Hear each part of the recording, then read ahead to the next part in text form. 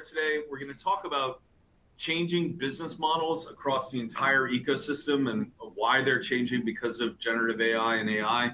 We're going to talk about, speaking of the ecosystem, we're going to talk about the importance of alliances and how alliances have changed the way, or how partnering has changed the way that a lot of the companies we look at think about their alliance strategy. And then throughout the course of all that, you're going to hear us mention lots of different companies and specific companies and what they're doing across these 3 or 4 different areas in generative AI and the 3 or 4 different areas of the companies that we cover.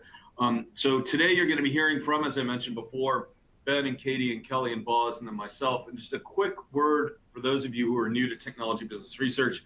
We look at specific companies, we understand their business model, we understand their strategy, we look at their financial performance, and we put all those 3 things together to see if it makes sense. Are they performing in the market the way they should be given their business model, given their strategy? What are the things they're doing right? What are they doing wrong? How do they compare to their peers across the ecosystem? And then really importantly, how do they partner with others in the technology ecosystem in order to deliver? In this case, we're going to be talking primarily about generative AI.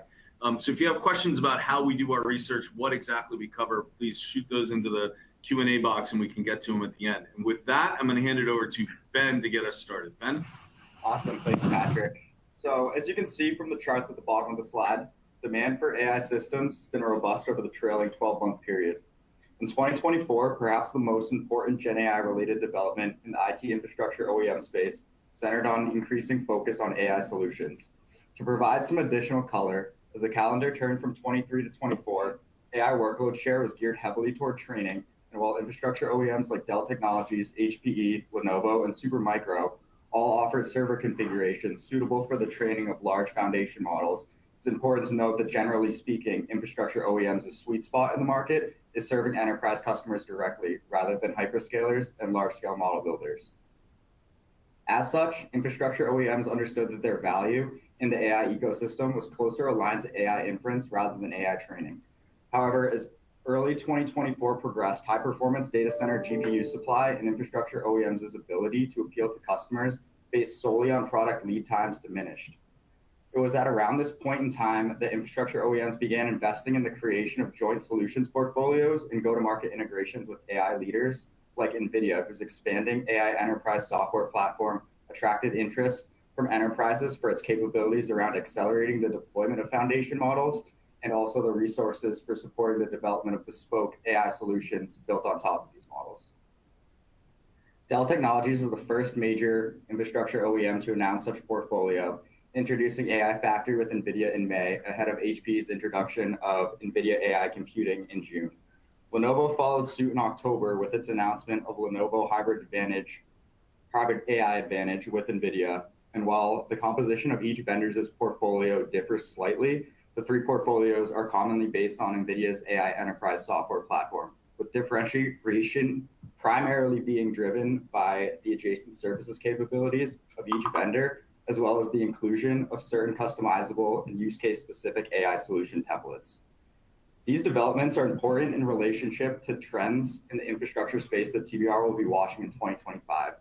For instance, while AI workload share favored AI training at the end of 2023, AI inference workloads are beginning to proliferate across a variety of industries, coinciding with accelerating AI infrastructure demand from enterprises. Additionally, with the rise in AI workloads, enterprises are increasingly recognizing that hybrid AI architectures are optimal for addressing data privacy, security, and cost optimization concerns associated with GenAI adoption. For these reasons, TBR predicts 2025 will see a material increase in the demand for on-premises AI infrastructure, both at enterprises' core data centers as well as at the edge. In terms of multi-line infrastructure OEMs, TBR believes Dell Technologies, HPE, and Lenovo are poised to benefit most from this trend due to their AI solutions-based portfolios and other discrete investment focuses, such as HPE's hybrid cloud-led strategy and Lenovo's emphasis on AI edge solutions. Comparatively, despite experiencing strong revenue growth in 2024, TBR sees Supermicro being at a disadvantage due to the company's limited services capabilities and lack of robust AI solutions-based portfolio, as well as the company's troubles with complying with NASDAQ listing requirements. Another key trend in the infrastructure OEM space relates to advancements in energy and computing efficiency. As data center GPUs have become increasingly capable, they are also consuming more energy and generating more heat. To address this, throughout 2024, infrastructure OEMs across the industry started increasing their messaging and investments in liquid cooling technology, which both can reduce energy consumption compared to traditional air-cooled systems and enable increased computing efficiency. Additionally, proprietary liquid cooling technologies present an opportunity for infrastructure OEMs to differentiate themselves while also supporting stickiness with respect to vendor lock-in. Due to their legacies in high-performance computing, TBR sees HPE and Lenovo as best positioned to take advantage of what TBR predicts will be increasing liquid cooling demand in 2025 and beyond. While the topics I've discussed thus far have centered on infrastructure OEMs and data center GPUs, it's also worth highlighting the fact that certain organizations are investing in the development of purpose-built and custom semiconductors. The primary reason for these investments again relates to efficiency, with silicon that is purpose-built for its specific application, whether that's based in general computing or accelerated computing, tending to consume less resources. With energy costs top of mind, TBR expects demand for application-specific silicon and systems based on these processors to only continue growing. The final thought I'll end with relates to something I'm sure most of you have read about in the news over the past week. Jevons paradox, which is the idea that when technological advancements increase efficiency of a resource, the cost of that resource falls and demand increases, resulting in greater total consumption. While recent context is centered around DeepSeek, the paradox also relates to the last bullet on the slide, more powerful GPUs. As data center GPUs become more efficient, some argue that this drives sustainability, but it's important to consider net outcomes. As we've observed GPUs becoming increasingly powerful, data centers aren't consuming less power, simply more computing is being done. This only underscores the need for innovation around energy and computing efficiency, which will be the key focal point among infrastructure OEMs and AI platform providers alike throughout 2025 and into the more distant future. And with that, I'll hand the mic off to Katie Merrill, Senior Analyst in TBR's Cloud and Software Practice. Great. Thank you, Ben, and thank you everyone for taking the time to join us today. So I'll just spend the next few minutes going through what we're seeing on the cloud side as it pertains to GenAI. And if you are interested, our cloud folks have a specific webinar just on cloud at this time next week, where we'll dive into a lot of this in more detail, go into some of the hyperscalers in more detail, and particularly look at the data cloud opportunities. So be sure to catch us for that. But for the purposes of today, I'll just set the stage a bit in terms of the level of investment that's actually going into GenAI. So on the vendor side, we are still waiting for the latest round of 4Q results to hit within the next week. But collectively, if you look at this graph, you can see the CapEx hitting somewhere at the $150 billion mark for 2024. And if you track these vendors, you'll see a lot of the guidance suggests a pretty big acceleration in spend for 2025. And then if you look at the revenue that we're modeling for the related services, so the AI and the GenAI services specifically, we have it a little over $20 billion at this point, very largely driven by Microsoft. So it is a big disparity. And I'll say on the customer side, we are still seeing some apprehension around the returns that can be generated from GenAI. So communicating that value and the ROI is going to be very important for the cloud ecosystem in 2025. We also think, the ecosystem players, they'll have to account for where's the value really shifting. For us, we see most customers are still consuming GenAI through these prepackaged SaaS applications, but it is moving down the stack with customers. They see the value in building their own. They're using these PaaS assets. And then, of course, agentic AI comes into play there as well. So again, it's really a trade-off on the cost side of, buying these different Gen AI subscriptions and where there's gaps and where they can develop themselves around the models. So customers will continue to grapple with that this year. So for today, we're talking about 2025 and what vendors stand to benefit. We talked about compute and infrastructure a little bit. It's commonly said AI is a compute problem. So that foundation comes first. So, the infrastructure vendors, we are seeing a decent acceleration in most cases in infrastructure related revenue from all the hyperscalers. These AI compute resources can be spun up and monetized fairly quickly. And just again, looking at this graph here, you see how much they're investing on the CapEx front in data centers, but really in technical infrastructure. So we'll continue to see that. I do think throughout this year, we will see more movement in PaaS, really around data management and data architecture. So the Databricks of the world, Informatica's, those vendors coming more and more into play in the ecosystem. Customers, they've moved pilots into production. They're rolling out new use cases. I think we'll continue to see more evaluation and kind of a refocusing on the data side, really with a major focus on governance. I can say we're talking to large enterprise IT decision makers right now, and governance and, how do you put the right access controls in place is just come up so much in these discussions lately, both as a really big concern and a big priority for 2025. And then just quickly on this last point, I won't go into it in too much detail. We do have separate analysis on Stargate if you are interested, but the other trend in 2025, of course, is the role of government in AI and the investments in infrastructure. So we saw that Stargate announcement last week with OpenAI and Oracle. We track both those companies. We already know OpenAI is leveraging OCI, growing very, very rapidly, and OpenAI clearly looking for the infrastructure capacity wherever they can get it. From Oracle's perspective, just looking at some opportunities there in healthcare and everything they're doing with Cerner, and re-delivering kind of a modern EHR. So we'll be tracking those movements as well. That's really all I have for the cloud side. So Boz, with that, I'll pass it to you to walk us through professional services. And again, thank you everyone for joining us today. So the services side of the equation, what we want to take a look here is, first of all, where do the enterprise buyers are? So the two graphs that we have on the slide here coming from our Voice of the Customer research that we published towards the end of 2024.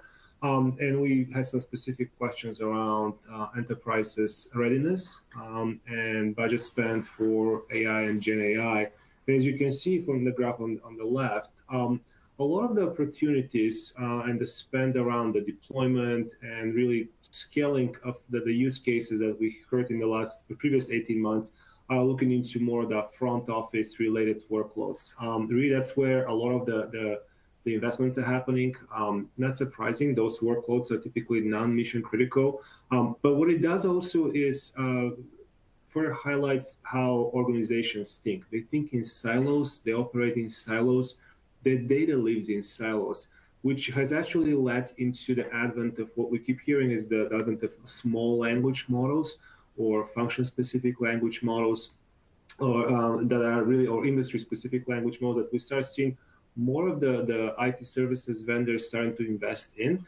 They either trying to pre-build their own models, or they work in collaboration with some of the technology partners that they go to market, and they apply the industry expertise on top of it, which is, again, a great short to mid-term opportunity, trying to prove value and trying to drive the ROI that everyone is expecting for, but also potentially develops deeper modes in when it comes to the data that needs to be developed in terms of like how the data, the organizational data is being shared across the different departments. So in one way, GenAI has opportunity in a sense to break down the silos, organizational silos, yet those small language models that are functional, industry specific, are being developed basically in a silo. And we can see towards the 25% of the respondents are really looking into, first and foremost, talking about the data, right? And trying to make sure they have the data architecture. And what Katie was just talking about, this is where I think it's the vendors that are for the long-term play have a better chance to not just win some immediate wins with the small language models with specific front office workloads, but actually position themselves for the long term, especially as enterprises that are a little bit more data ready, digital ready, essentially, that are thinking a little bit more strategically. So addressing those data challenges will be key as everyone is going through the motion of like scaling deployments and really trying to think what it all means to the organization. When we look at how enterprises are also measuring the benefits from GenAI investment, it's interesting and somewhat a paradox. So business growth, not surprising, but if you look at towards the bottom of the graph on the right, improving customer experience ranked on the bottom, essentially, right? On one hand, everyone is investing in front office applications and front office workloads to optimize the customer experience.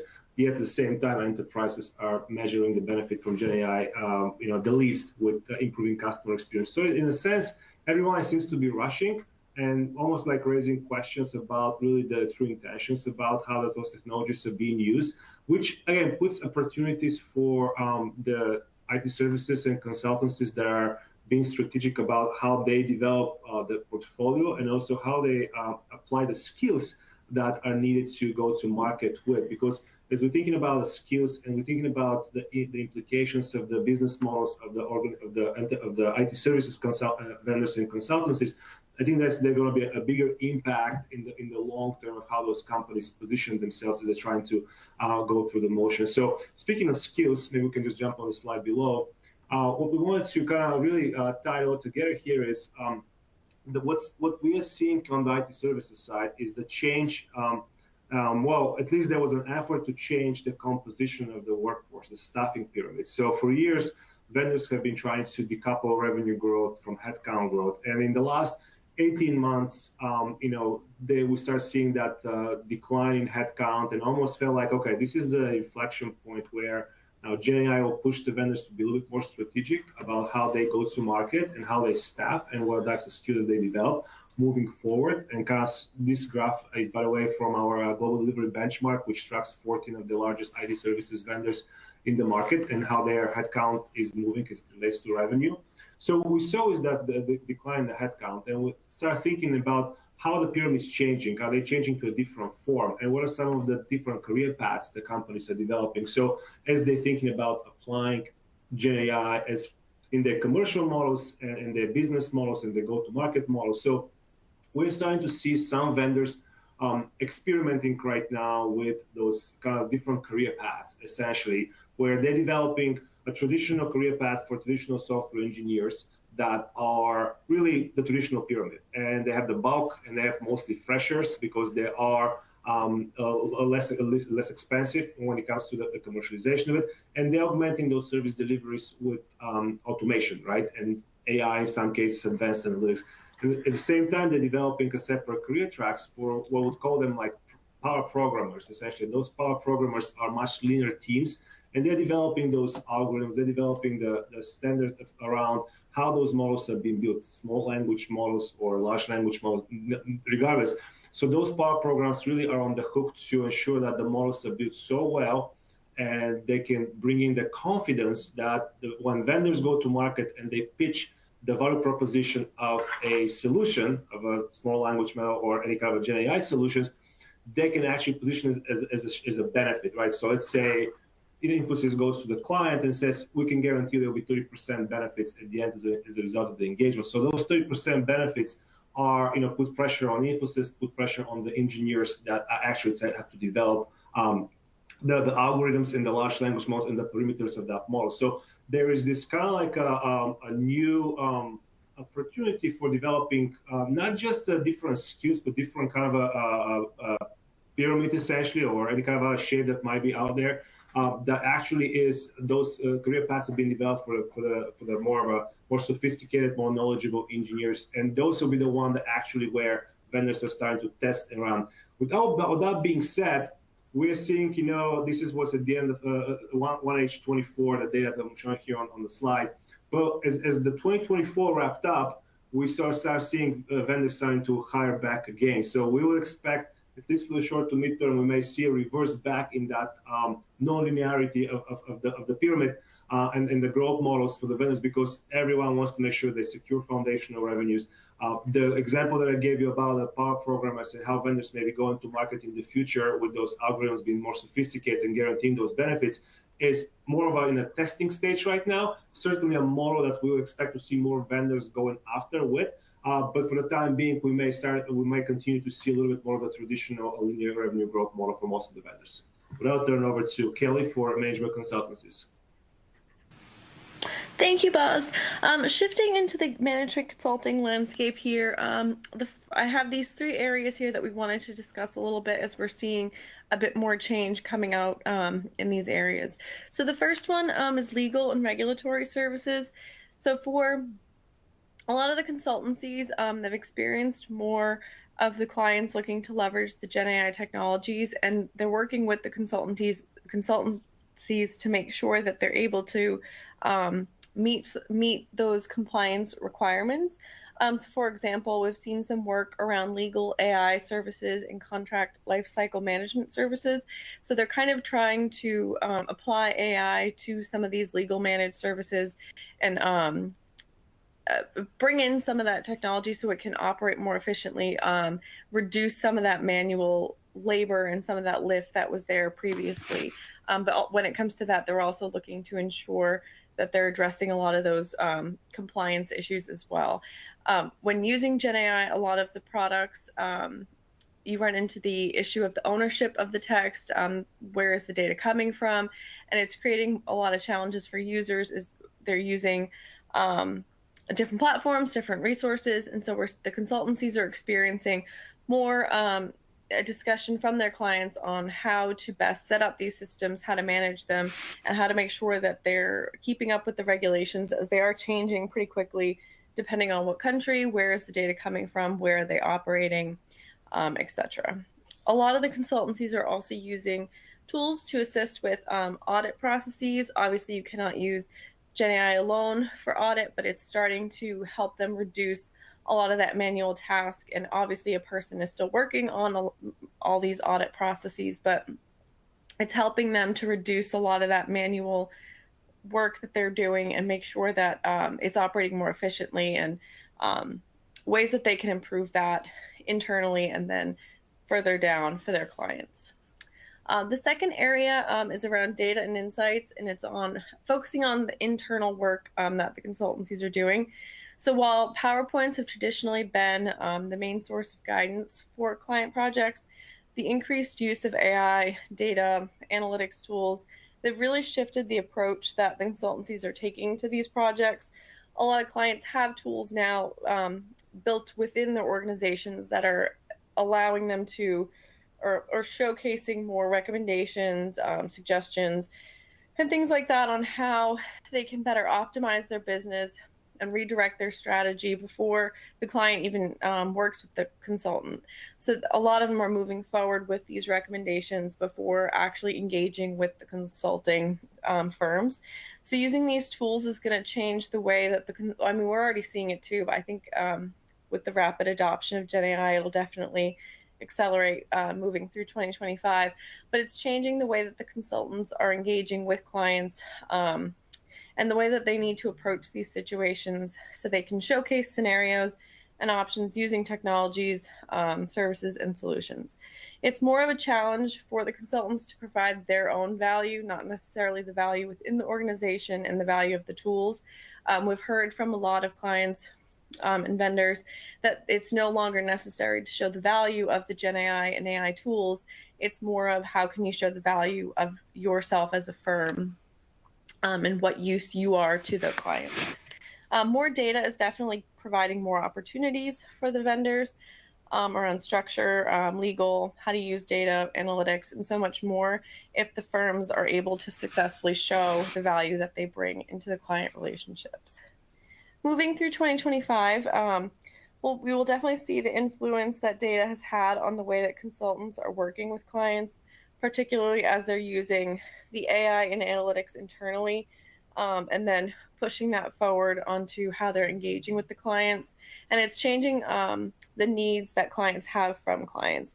As Boz discussed a little bit during his chat, we're seeing a lot more coming out of the changing staffing pyramids, and we'll have to keep a close eye on what types of skills and staff consultants are looking to bring into their organizations outside of that traditional MBA staffing method. The last section here is on the ecosystems and by partner alliance ecosystems. So partners have always been a key part of portfolio development and go-to-market strategies for the consulting firms. But with the rapid changes in the market landscape, so coming out of this technology adoption, as well as the shift in talent, it's kind of re-emphasized the need for these vendors to work and co-develop with partners. So partners partnering with hyperscalers to bring in some of the AI, cloud, and digital technologies and platforms. We're going to see that a lot more. It's going to be more forth-running. We've already seen it moving through 2024, but that'll continue as we move through 2025. Additionally, increasing partner certifications and executing on the training to work with these technologies. I think we'll see a lot more of that. I think with the consultancies, it wasn't always a big part of how they were operating, as it wasn't always emphasized how they were approaching technology and increasing it within their own staffing models.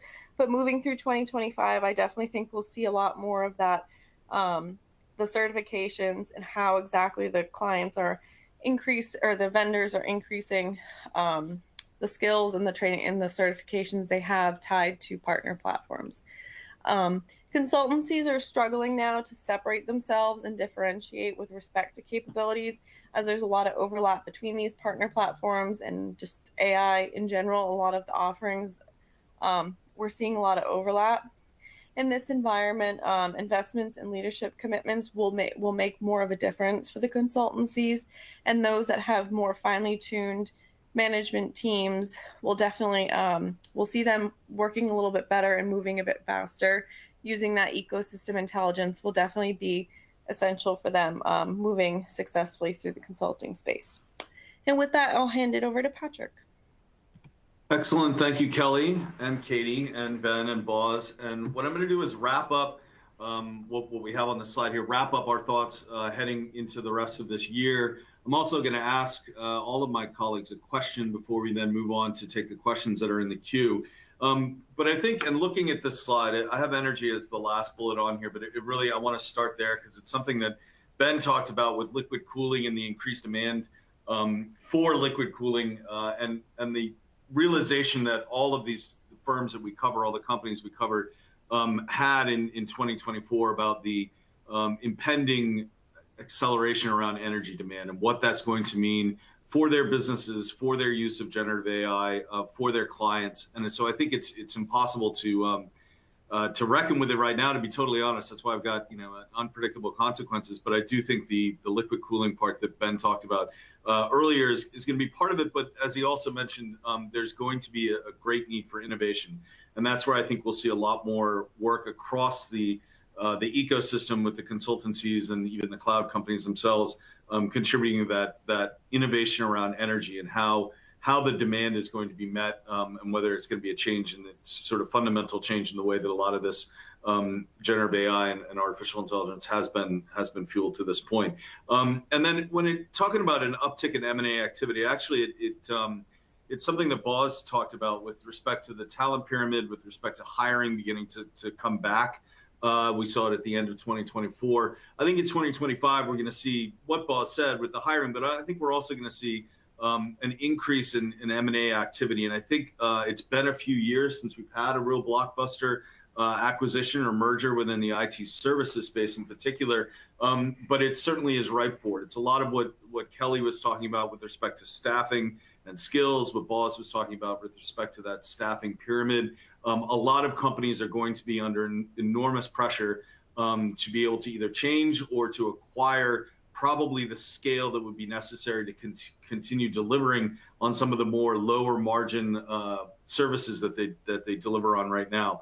So yes, if you're trying to read between the lines, yes, I'm talking about the India-centric IT services companies, and I do think we'll see some movement there, and I think we will see a lot more acquisition activity from the companies that we cover across the spectrum, but in particular from the management consultancies and the IT services companies. And then the last part there, the top bullet there about the new commercial arrangements. We talked about that a little bit. I would highlight what Boz said around the small language models and the way that enterprises are consuming generative artificial intelligence, the way that they're addressing their data challenges are actually going to lead them to want different commercial models from the IT services vendors, from the hyperscalers and other software players, and even from their hardware providers. So I think it's not just that the companies themselves, as their business models are being pressured, are looking for different commercial arrangements amongst themselves. I think part of that is coming from the clients themselves who are saying, if we're going to be able to get the value out of all of these technologies that you've already sold us and all the technologies you're trying to sell us again, you, the companies that are providing these technologies that we're working with in this ecosystem, need to operate different, or not operate differently, need to cooperate differently, and you need to have different commercial models. So that's what we think we're going to see in 2025. And I want to start off. I'll get to the Q&A that we have in the Q&A box in a moment. But my first question, because I want to bring this all back to the companies that we cover. TBR that's what we do. We look at individual companies. So thinking about individual companies, I'll ask my colleagues to tell us who they think among the companies that they cover will be the company they've talked about most, is the most interesting, is the one that has the most happening, let's put it that way, by the end of this year. So in December 2025, who are we going to look back and say, wow, this was the company that really shook things up or really got shooken up themselves? And we'll go Boz, Ben, Katie, and Kelly. So Boz, you're first. Can I go more than one? You can have more than one. Can I tell you the reasons why? So I'll start with look at the big four to start with. So there's two vendors that I'm really looking close to. One is Deloitte.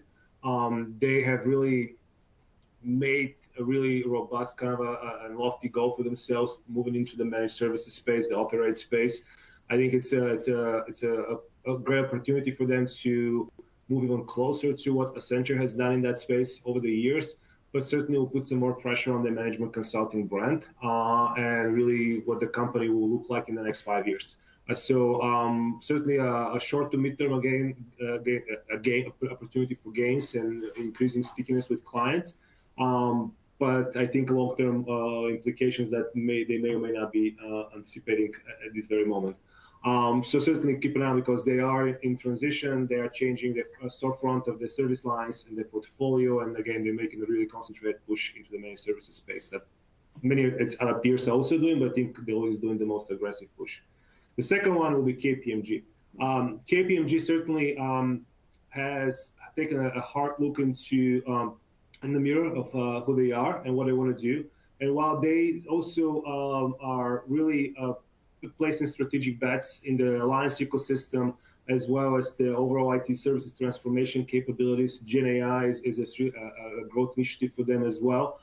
Their bets in the legal space, in the legal services space, I think it's somewhat puts them in a different league, through a different lens and different conversation, because as we talked about it, the governance, the data governance, the model governance, will bring in the lawyers on the table, along with the CAO discussions and the CISO discussions and everybody else. So having lawyers at the table along the way, so certainly will make for different conversations. And we know the other big four have legal services, and they all have done expansion into legal services practices outside the U.S., but looks like KPMG is making some serious bets here in the U.S. as well, which is the largest market, from IT services opportunity perspective. And last but not least, Infosys. I kind of hint a little bit about what they may be doing with their changing the commercial model, what they're doing with their staffing model as well. I think amongst the India-centric vendors, they're probably the most calibrated to the current market conditions. And I think, their investments in small language model capabilities and pre-built models and overall culture is what's helping them standing out from the crowd, evidenced by their recent performance and really some of the innovation bets that they're making, along the way. Fantastic. I have a couple thoughts, but I'll save it for after the webinar. Ben. For me, the company that I think I'm going to be talking about most in 2025, and this is regardless of whether that pending acquisition of Juniper closes or not. Spoiler alert, it's HPE.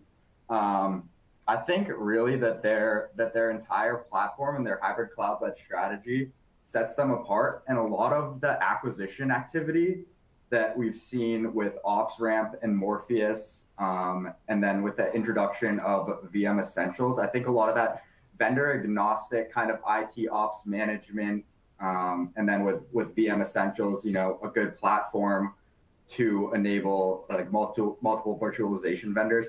I think that open vendor agnostic kind of platform makes it really easy for HPE to show comparisons in terms of general IT ops or FinOps of different vendors' platforms. And I think that's something where they stand to gain a lot of market share just by showing efficiencies with their systems versus other systems.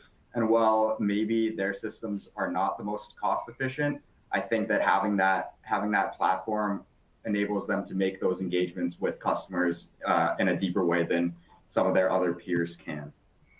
Excellent. And unlike Boz, you just have one choice, not three choices. So, okay. Thank you. Katie, why don't you go next? Sure. So I think I have two big ones. The first one is Oracle. I think it would be really hard to argue with the transformation and kind of re-entry into infrastructure as a service with Gen 2 OCI. When you look at how that's growing and really just not, with non-Oracle workloads and a lot of AI traction and how quickly they're building. The second piece of that is the multi-cloud database strategy. That's being available on all major cloud platforms as really kind of truly integrated services. So I think that opens up really a lot of opportunities, and I'm excited to continue to talk to customers about that. And then, of course, there's Cerner, right, and all the modernization that's happened. And so between those three components, I think 2025, that there's a lot ahead. The second one, I think, would be Red Hat and IBM kind of together. Boz mentioned SLMs.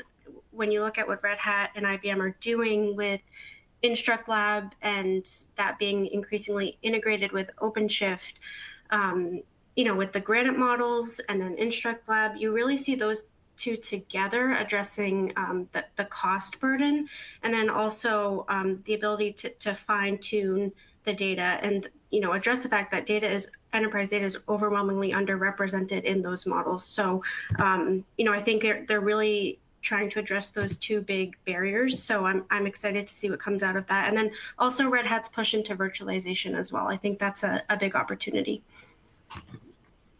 Excellent. Thank you. Thank you, Katie. Kelly, wrap us up on who you think is going to be the most talked about vendor most talked about company at the end of 2025.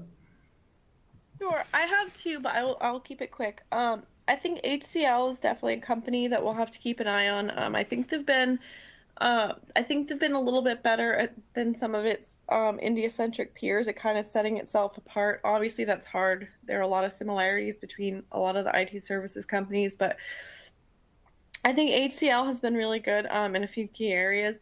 They've been really good at leveraging their recent acquisitions to bolster their key areas. So engineering and R&D services, for example, building out some of that semiconductor.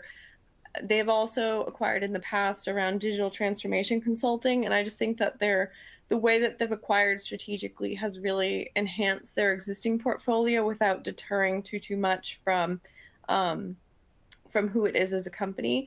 The IBM software products acquisition, while it was a while ago, it definitely gave them an advantage as they moved on. While a lot of the products were older products, the way that they've approached the acquisition and enhanced some of the products or the software products as they've moved along has helped them to keep the software group growing and moving on. The internal transformation as well that the company continually goes on, while it's not massive, large-scale restructuring, they make smarter restructuring moves, such as integrating the sales of their IT and business services with their engineering and R&D services. So just some of the strategic moves that the company has made, I think, is positioning the company pretty well to compete, especially where client needs are changing so quickly. And we're seeing a shift more away from a lot of that just operational side into the more in-depth side, which will require more of that engineering services. I think they'll be a good company to watch. The other company I think will be interesting is Fujitsu. Obviously, they're primarily based in Japan, but I don't think that makes them any less of a threat in some regard. Their investment in AI has definitely been a strong investment. One of their main platforms, the Fujitsu Kazuchi platform, I'm sorry if I'm saying it wrong, I definitely think it provides them with a strong basis for remaining competitive Additionally, the way that they've kind of approached their regional management outside of Japan over the past few years has kind of given them a better grasp on how the business is operating and the best way for them to move forward. So I just think that a lot of their portfolio investments have them well equipped, and they definitely have more than meets the eye. So just a good company to keep an eye on. Excellent. Thank you very much. And so by my count, we've mentioned on this particular call, HCL Tech, HPE, Infosys, Deloitte, KPMG, IBM and Red Hat, Fujitsu, Dell, HP, Lenovo, NVIDIA, Supermicro, Microsoft, Databricks, OpenAI, and have I missed one? I don't think so. So we covered a lot of different companies, and if you have specific questions about any of those, please feel free to reach out directly. I should probably put on the screen our email addresses that you can see. I guess it's not on there, but there's the way to contact us. And so we have two questions that have come in that I'll go ahead and go through. The first one, I believe, is for Ben. Differences between Dell, HP, and Lenovo is attached services. Which services are driving new growth? Thanks, Patrick. So that's a good question. I think that's in reference to what I was saying about the three companies' portfolios with NVIDIA. I think the differentiator really just goes back to the support services that are offered. So all these companies, at least through an infrastructure lens, are all building servers that are certified on NVIDIA chip platforms. So the services that they offer that are adjacent here are things like discovery and advisory services around learning about a company's readiness to adopt AI. Obviously, these services are something that are offered by the larger services players, probably to a better degree. But they brought those internal. I don't think that's a real big differentiator. I think the larger differentiator, and I think a good company, a good example for it would be Lenovo and what they have with their AI Fast Start program. It's predicated on the company's AI Innovators program, which I believe was started sometime before 2020. And it works with a number of ISVs to create a lot of these pre-validated solutions on Lenovo infrastructure that go kind of a level deeper than some of the customizable and use case specific solutions that you'd be making with NVIDIA AI Enterprise. So these are, they're going to be faster to deploy solution just because they're built out further. Yeah, makes sense. And it reminds you of the HCL Tech AI Force, just the whole idea behind like accelerating adoption being one of the most important ways to get. Because once you're starting to use a generative AI enabled solution, it becomes sticky in and of itself, and it begins to either uncover or address some of the data issues you have. Speaking of data issues, second question, and then we'll wrap up. Boz, will small language models discourage C-suites from trying to break down silos, or will that always be an enterprise imperative? I guess will breaking down silos, I guess is the question, always be an enterprise imperative? The short answer is yes, it is an imperative. I don't see it, going away. But I also think, to my point earlier, the way enterprises and vendors are attacking the opportunity with using, the different small language models, and so some of the results from the survey confirm that where enterprises are placing bets right now is on the front office workloads, because they're not mission critical and it's easy to grab that data and to operate and set it up. So the question becomes then, are you really using the full potential of the technology? I mean, is there a data that you might be missing out there? So internal data collapsing, it's ever-going initiative. I don't think it will ever disappear. But my sense is that most, I would say not most, 8 out of 10 enterprises, 8 out of 10 vendors would not hesitate for going after the low-hanging fruit, which is, let's get going, let's show some value, let's show ROI, because we need to fight for budgets, and we need to show shareholders that we're actually doing something with technology that everybody's talking about. So there's that balancing of the true intention and opportunity of collapsing silos and the FOMO of a technology, and then justification your decisions to shareholders. So there's a three-dimensional conversation that everybody goes around. And I think in my view, I mean, the way you said it earlier was it's, organizations think in silos, they operate in silos, they keep their data in silos. So at the end of the day, as long as your organization is operating effectively, and if that works for you and small language models enables you to operate even more efficiently, then why change? All right.